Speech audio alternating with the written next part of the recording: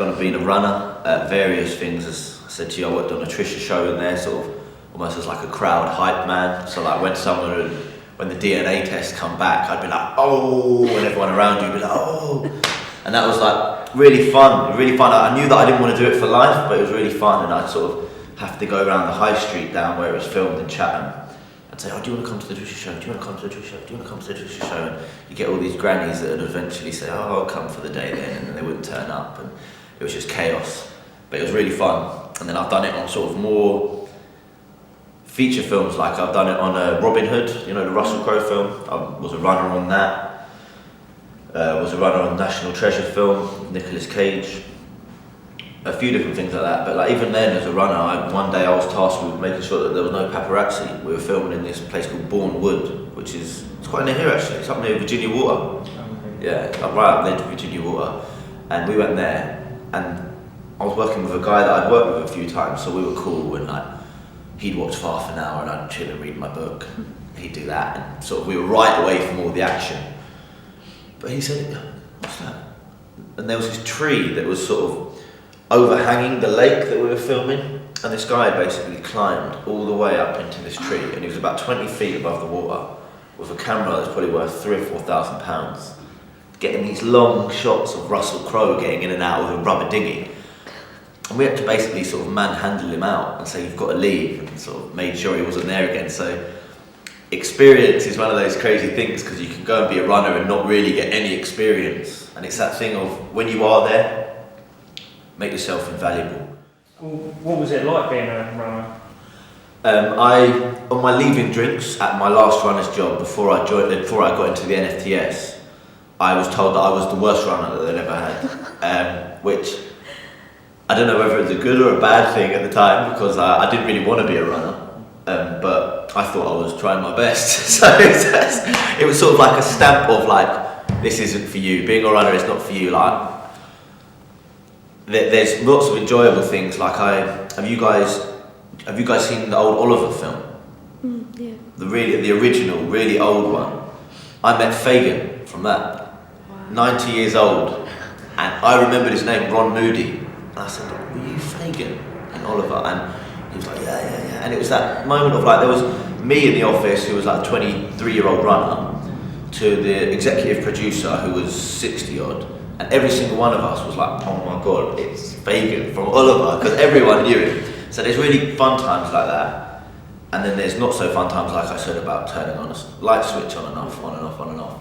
But the main thing is that you're moving towards something that you want to do. Even if it doesn't feel like it, and it'll feel like you're going backwards sometimes. Like I was going to do work experience at places when I was 22 years old, and I was doing it with 16-year-olds.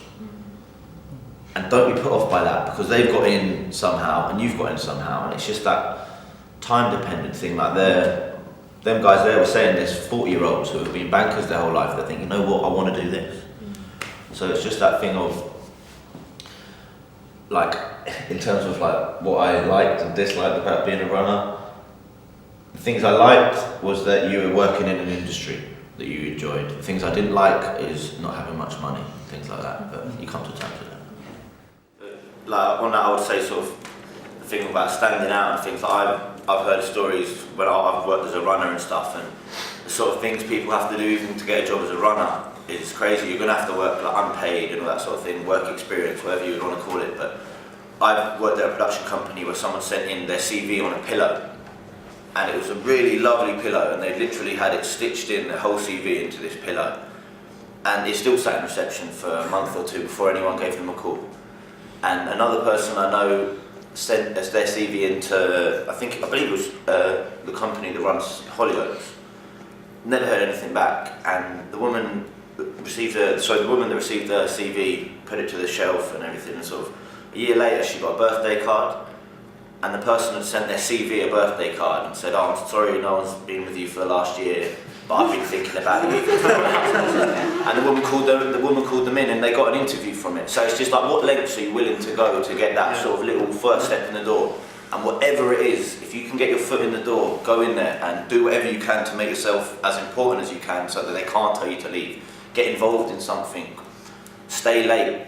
Like, it sounds crazy, but you're gonna like do those 12, 14, 16-hour days unpaid, they're so worth it. Because even if you think, God, I'm never doing that again, I'm going to get myself some sort of skill so I don't have to do that, they're still so valuable. They're so valuable. Like, it's a stress and it's hard work, but as Dean says, the next day you'll still be excited for getting up. And even on those days where you're not excited, push yourself, because it will happen.